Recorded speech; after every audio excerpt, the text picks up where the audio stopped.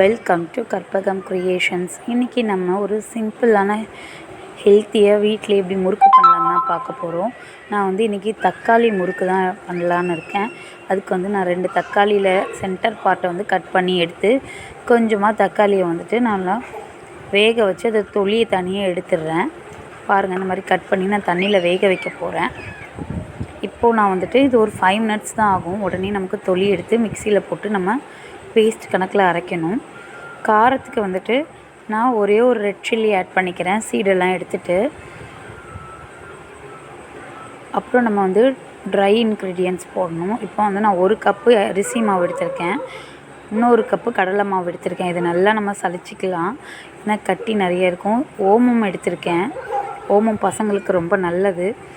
கொஞ்சமாக உப்பு ஆட் பண்ணிக்கிறேன். இதை நல்லா நான் மிக்ஸ் பண்ணிக்கிறேன். இதை நான் நல்லா மிக்ஸ் பண்ணதுக்கப்புறம் பெருங்காயம் ஆட் பண்ண போகிறேன். பசங்க சாப்பிட்றதுனால எப்போவுமே பெருங்காயம், ஓமம் இதெல்லாம் ரொம்ப கொடுக்கணும்.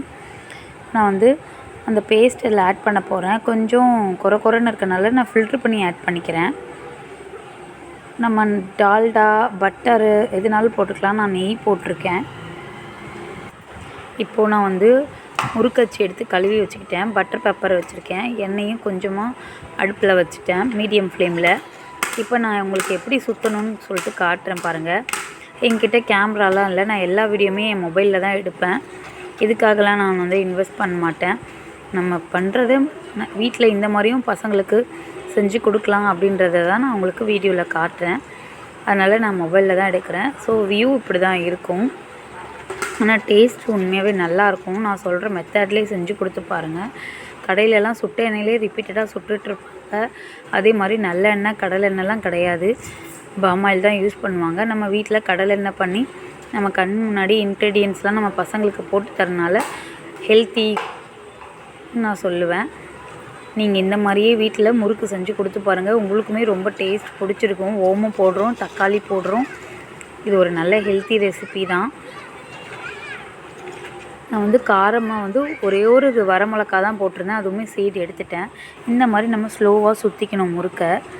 இது நமக்கு கஷ்டமாகவே இருக்காது. இந்த மாதிரி குழாய் வாங்கிக்கோங்க, சுற்றுறது ஈஸியாக இருக்கும்.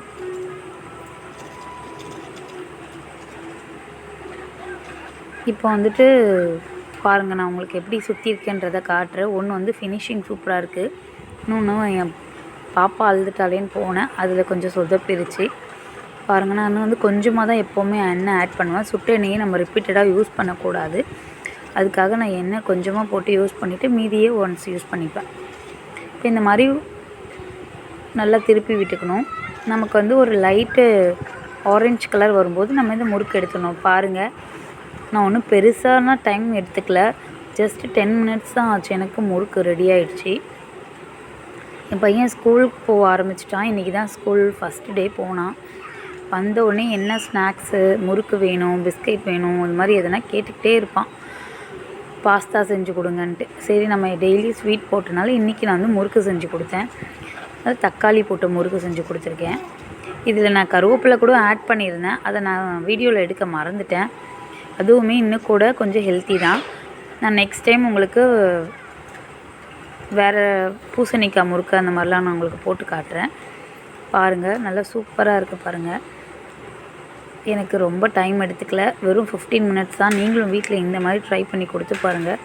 எல்லோரும் டீக்கு இது வச்சு சாப்பிட்றதுக்கு சூப்பராக இருக்கும். ஒரு ஈவினிங் ஸ்நாக் ரெசிபி. இது நான் செகண்டு கொஞ்சம் பெருசாகவே சுற்றியிருந்தேன். தட்டு வரிசைலாம் வைக்கிறதுக்கு நமக்கு இது கொஞ்சம் ஈஸியாக இருக்கும். பாருங்கள், நல்லா ஒரு கலர்ஃபுல்லான ஒரு முறுக்கு. அந்த ஆரஞ்சு கலருக்கு நிறைய பேர் ஃபுட் கலர் ஆட் பண்ணுவாங்க. நான் தக்காளி மட்டும்தான் ஆட் பண்ணேன், எந்த ஒரு கலருமே நான் ஆட் பண்ணலை. எப்போவுமே ஃபுட் கலர் மட்டும் ஆட் பண்ணி பசங்களுக்கு கொடுக்காதீங்க, அது ஹெல்த்துக்கு நல்லது இல்லை. நான் இந்த ஆரஞ்சு கலருக்கு தக்காளி தான் எனக்கு இந்த கலரே கொடுத்துச்சு. கேசரிக்குமே நான் பீட்ரூட்டு சிரப் எடுப்பேன், கேரட் சிரப் தான் எடுத்துப்போம்.